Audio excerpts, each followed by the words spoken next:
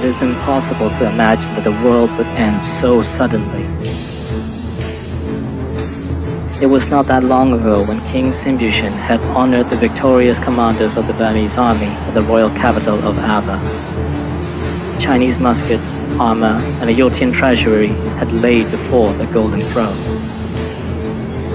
The haze of spent gunpowder carried over the field, washing over the corpses like a tide of darkness. 600 years ago, the armies of Kublai Khan had marched through these very lands and ended the first united Burmese kingdom. Now, beneath the dragon banners of the Manchu Qing dynasty, the hoofs and boots of the Chinese Empire stepped over the elephants and lions of Burma. The border war was now one of survival. In the distance, they could hear the victorious chants of the Mongol and Manchu horsemen who had ravaged the Burmese lines.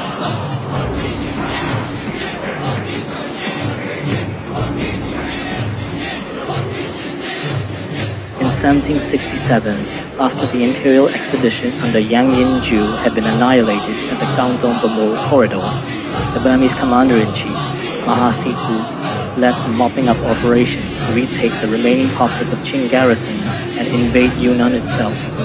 By the end of 1767, the Burmese had occupied the 8 Chinese Shan states. The imperial court could not comprehend how the relatively small and backward kingdom could resist the might of the Qing.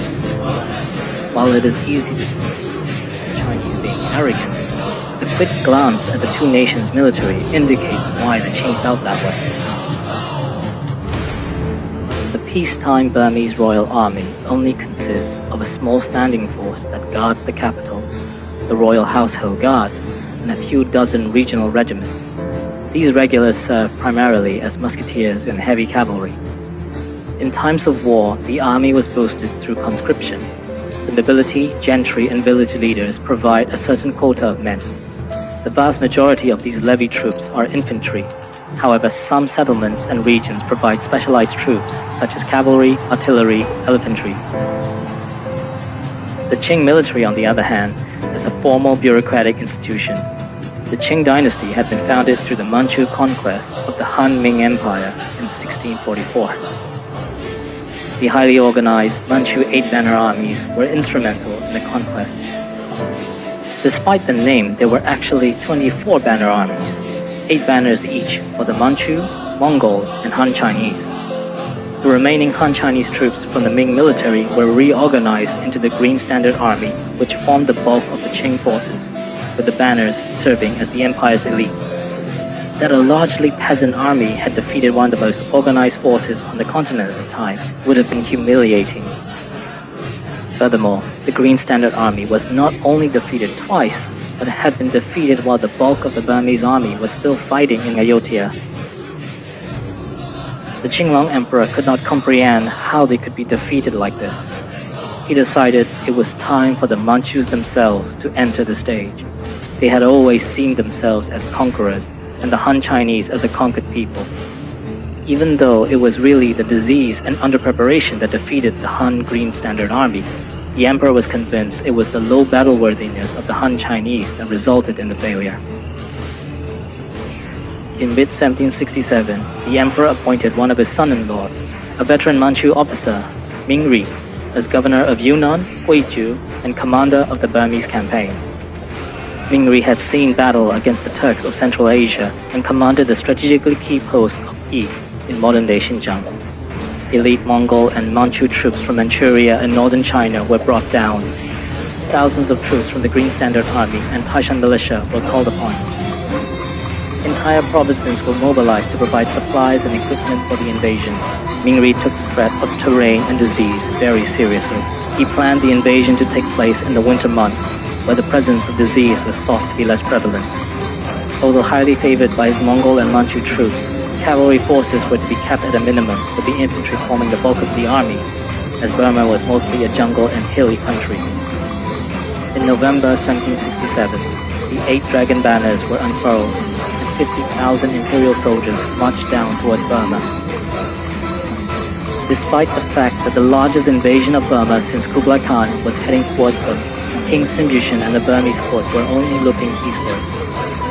As the Manchu and Mongols marched down, the Burmese were focused on fighting Ayodhya. Once the old Thai kingdom had been taken in April 1767, King Simbushin, as according to the levy system of Southeast Asia, demobilized most of his Shan, Thai, and Lao troops with the victory. However, the fall of Ayodhya created a power vacuum as Thai contenders began to fight the Burmese and each other for dominance. When the Chinese arrived in Burma, the defenses had mostly remained the same. The strategically key Kangtung fort was reinforced with fresh Burmese and European troops, but Bala Mindon remained in command of it. Mahasithu retained his overall command of the theatre and the main field army of 30 war elephants, 800 cavalry, and 6,000 infantry. Mahathihathira and Nemyosithu led two smaller armies, each roughly around 2,000 infantry with a few hundred cavalry. Considering that Mahasithu's main army was only around 7,000 strong, and the bulk of the Burmese forces being in Ayodhya, the entire Burmese defense could not have been more than 20,000 men, despite the large figures given by the royal chronicles. Knowing the importance of the Kangtung fort, Mingri divided his army into two. 15,000 men would try the Bomo route again from the second invasion and take Kangtung fort, while Mingri would lead the main army through the route the Manchus had once used to follow Ming loyalists in Burma by punching through the Shan states. Both imperial armies would then move to the Burmese capital of Ava in a pincer move. The Burmese plan was no different from the earlier invasion. Hold the northern army at Kangtung fort with the support of Nemyosithu's men, while Mahasithu and Mahathihathira would engage the main Chinese army.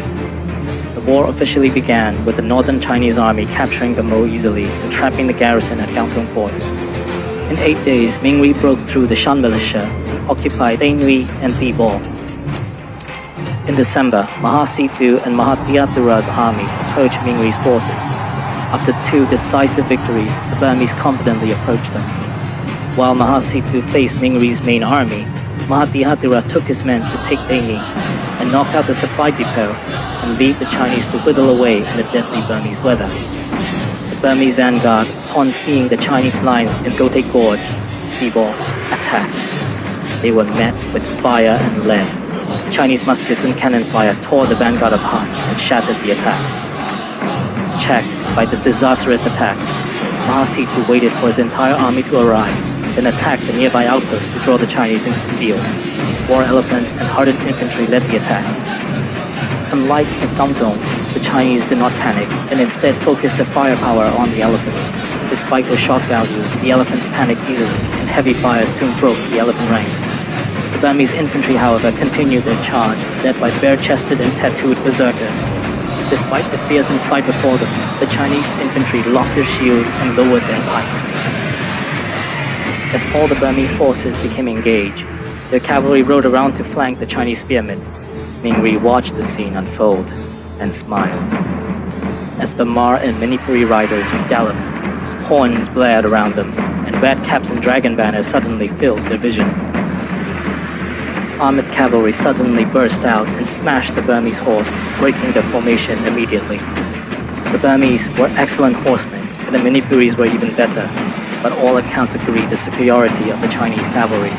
Their elite Mongol and Manchu horsemen made short work of them and routed the Burmese horse from the field. Realizing the Chinese not only outnumbered him but were surrounding him from all sides, Sithu ordered an immediate retreat. But it was too late. Chinese musketeers fired into the flanks of the Burmese infantry, while Manchu and Mongol horsemen rained down arrows from all sides before charging in with sword and lance. It quickly became a one-sided slaughter, and the Burmese army broke ranks and fled. Mongol and Manchu cavalry tightened the noose. The Burmese account said that 3 entire regiments had been captured. Pursued and hunted by Manchu and Mongol horsemen, Sithu's army was forced on the defensive, hoping that Mahathihathira had been somehow able to cut the Chinese supplies. He did not. Upon entering the Burmese Shan states, Mingri had moved slowly. Knowing the importance of supply in this campaign, he turned Tay Nui into a supply base, guarded by 5,000 of his best troops. Around half his army was left to guard the supply lines between the vanguard and the main supply depot. His predecessors had underestimated the Burmese, but Mingri would not. Seeing that main Burmese army arrived, Ming-ri took 15,000 of his men and laid a trap for Mahasitu. As he predicted, his elite bannermen held the line against the determined Burmese attacks. Once they were worn down, he used his superior numbers to overwhelm them in a single sweeping attack. At Daini, Pihatura's men broke themselves against the Chinese defenses. Seeing that he had destroyed the main field army, Ming-ri took all his forces and pushed down towards central Burma and ultimately to Ava. Sithu and Pihatura attempted to halt the Chinese juggernaut using hit-and-run tactics and building stockades and ditches in their path, but Ming-ri's army was simply too disciplined to slow down. Sithu finally sent word to Ava of their defeat. Realizing how dangerous the situation had become, King Sintushan sent riders into Siam and urgently recalled all Burmese armies. It meant to give up their hard-fought conquest of Siam, but there was no choice. The existence of the Burmese kingdom was at stake. Until the 19th century, this was the darkest hour for the Kyeongbaan dynasty.